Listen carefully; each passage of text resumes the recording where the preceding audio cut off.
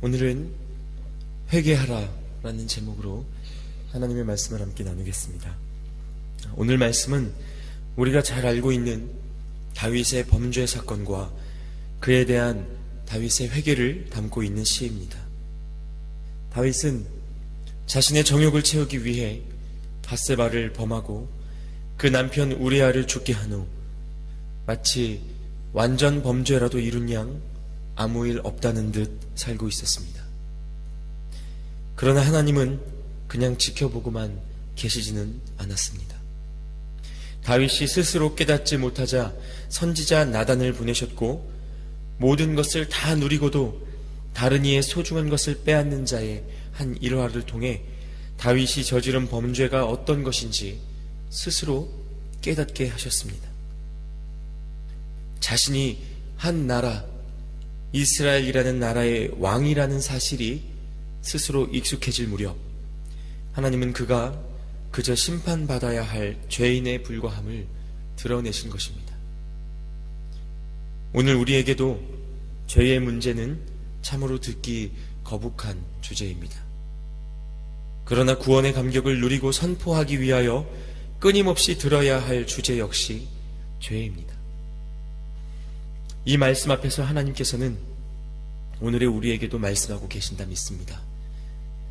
자타가 공인하는 훌륭한 왕이었던 다윗도 그저 하나님 앞에 죄인이었던 것처럼 오늘 많은 사람들이 우리를 향하여 훌륭한 사람이요 덕망 있는 자라 여긴다 할지라도 우리가 우리 자신을 보며 이 정도면 괜찮은 목회자요, 이 정도면 괜찮은 장로요, 이 정도면 괜찮은 권사요, 집사라 여긴다 할지라도 하나님의 뜻을 붙잡지 않는 순간, 그분 앞에 주목하지 않는 순간 우리 모두는 그저 처절한 죄인일 뿐이라는 사실입니다.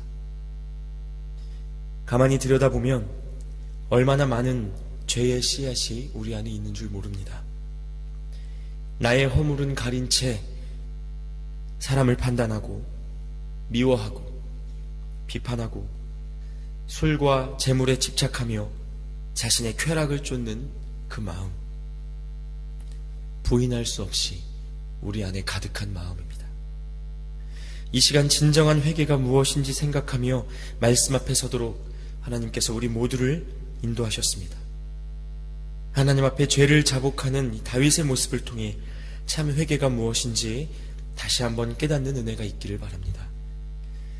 오늘의 말씀은 먼저 회개를 위해 자신의 죄악을 직면해야 함을 가르쳐 줍니다.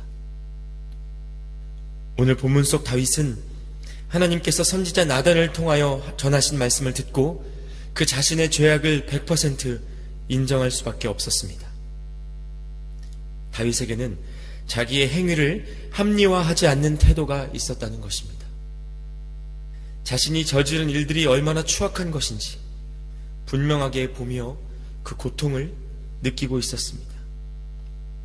그래서 3절, 4절 말씀에 나는 내 죄과를 아오니 내 죄가 항상 내 앞에 있나이다 라고 하며 자신이 하나님께 대하여 죄를 범하였으니 주께서 설령 자신을 심판하신다 하여도 그것이 옳은 일이라고 고백하고 있습니다. 자신의 상황을 둘러대고 감싸지 않으며 핑계하지 않습니다.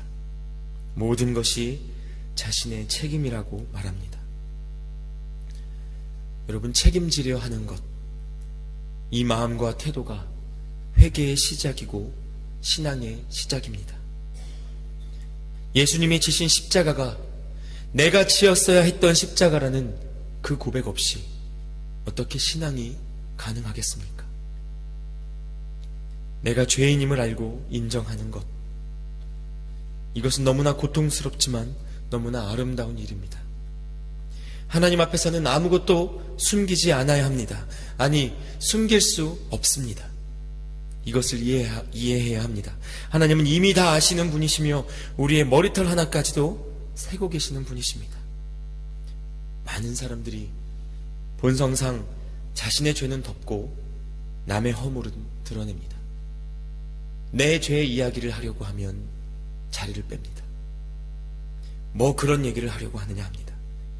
그러나 다른 사람의 죄를 이야기하면 땅끝까지 쫓아가 캐내려 합니다. 책임지지 않기 위함이죠. 또한 나의 허물을 드러내는 것이 결국 자신에게 손해가 될까 두렵기 때문입니다. 굳이 계산하지 않아도 본능적으로 그러합니다. 그래서 자신의 죄를 미화합니다. 나는 이럴 수밖에 없었어. 누구라도 그렇게 했을 일이야. 사람이 살다 보면 이 정도는 괜찮지 뭐. 무슨 이런 일을 갖고 그래. 그러나 여러분, 이것이 사단의 속임입니다. 책임지지 않을 수는 없습니다. 책임져야 하는 때가 분명히 옵니다. 예수님이 다시 오시는 그날 아무도 예외가 될 수 없습니다. 그러므로 행여 이 시간 하나님이 생각나게 하시는 죄가 우리 안에 있다면, 주님이 기뻐하시지 않는 그런 모습이 우리 안에 여전히 있다면, 예수 그리스도의 보혈 앞에 스스로 자복하는 은혜가 있기를 바랍니다. 회개의 기회는 모두에게 언제나 주어지는 것이 아닙니다. 요나를 통하여 예수 그리스도의 복음의 소식을 들었던 니느웨의 백성들, 그들에게 2번 회개의 기회는 없었습니다. 마치 하나님께서 이스라엘 백성을 핍박했던 니느웨의 백성들을 구원하실 것처럼 보였지만, 그들이 하나님의 말씀을 2번 외면할 때 나무서 말씀은 얼마나 처참한 심판이 그들에게 내려졌는지 보여줍니다. 여러분, 회개의 기회는 언제나 주어지는 것이 아닙니다. 한편 오늘 말씀은 회개할 때 필요한 것이 죄의 목록이 아니라는 점을 가르쳐 줍니다. 무슨 죄를 지었느냐가 근본적인 문제가 아니라 죄는 생명의 문제요, 우리 존재 자체의 문제라는 것입니다. 내가 이러이러한 것들을 잘못했습니다. 다시는 그러한 일을 반복하지 않겠습니다. 여러분, 이것은 그냥 반성문입니다. 회개는 무엇인가? 죄짓기를 반복하는 자신의 죄된 본성, 스스로의 생명을 들고 탄식하며 나오는 일입니다. 하나님, 이 일을 용서해 주십시오. 이 일만 그냥 지나가 주십시오. 이것이 아니라 오늘 다윗의 고백처럼, 주님, 나를 불쌍히 여겨 주십시오. 주님, 내 생명을 어찌하면 좋습니까? 회개 기도는 이렇게 시작되는 기도입니다.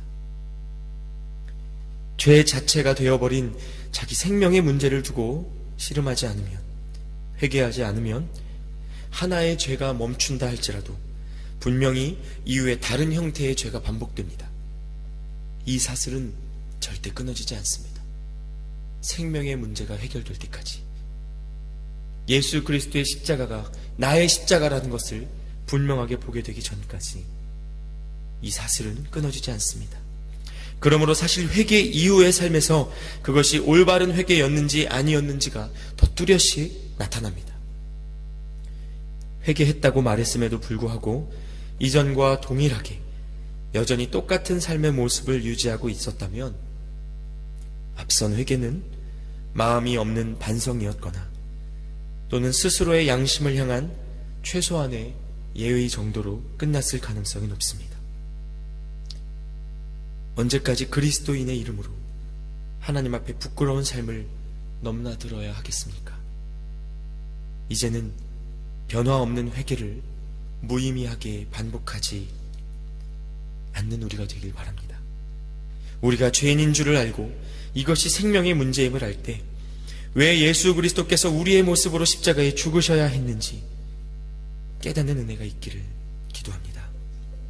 마지막으로, 회개는 우리가 아니라 하나님께서 친히 완성해 주시는 일임을 배우게 됩니다. 죄는 하나님과 우리의 관계를 깨트립니다.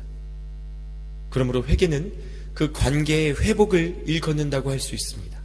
다시 말해, 우리가 우리의 죄를 자복하고 관계의 회복을 위해 손을 뻗을 수 있지만 그걸 받아주실지 말지는 하나님이 결정하시는 일이라는 것입니다. 친구 관계를 생각해 보십시오. 잘못한 사람이 용서를 구하더라도 상대방이 그것을 용납하지 말지는 또 다른 문제 아닙니까? 관계 회복에 있어서는 오히려 용서를 구하는 자신보다 그것을 받아주는 상대의 결정이 더 중요합니다. 그리고 만약 허락된다면 이것은 철저히 은혜입니다. 그런데 회개했다 하면서 하나님께서 뭐라 말씀하셨는지는 관심조차 없는 경우가 많습니다. 오늘 다윗의 고백을 보십시오. 나를 정결하게 하소서, 내 안에 정직한 영을 새롭게 하소서. 정결하게 하고 새롭게 하는 주체가 누구입니까? 하나님입니다. 하나님께서 친히 안에서부터 우리를 새롭게 세우시고 내면을 완전히 새롭게 해주셔야 합니다. 여기서 정결케 하시고 새롭게 하신다는 것이 무엇을 뜻합니까?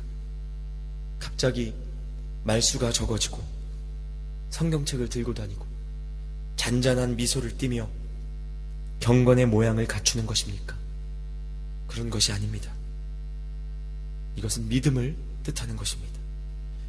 내가 처절한 죄인인 것을 알고 내 안에 죄가 이 생명이 끝나지 않으면 사라지지 않을 것임을 처절하게 보고 예수님께서 십자가에서 죽으시고 부활하신 사건이 바로 오늘도 나를 위한 사랑이었음을 깨닫는 믿음.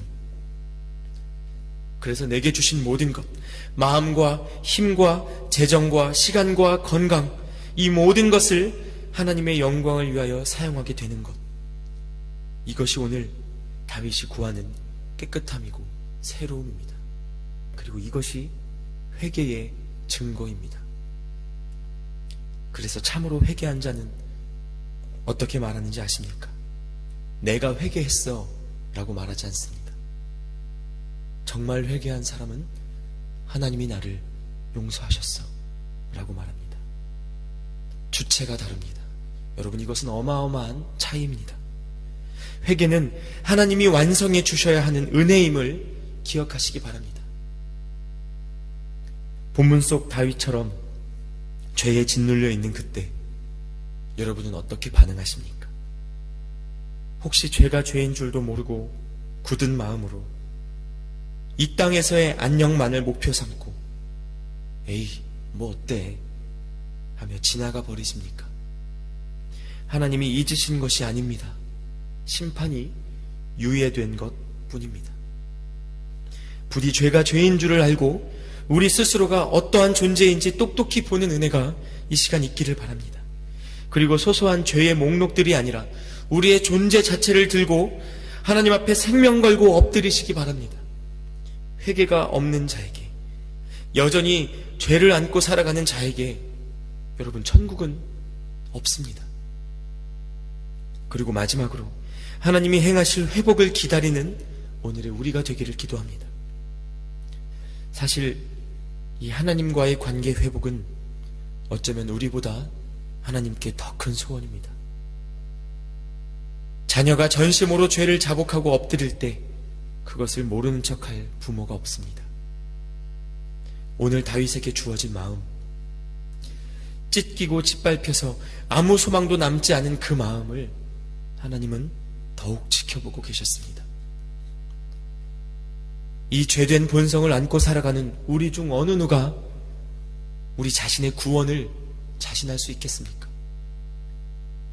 그래서 오늘 말씀 속 16절, 17절 말씀은 내일의 본문인데요, 이 본문의 결론과도 같은 이야기를 들려주고 있습니다.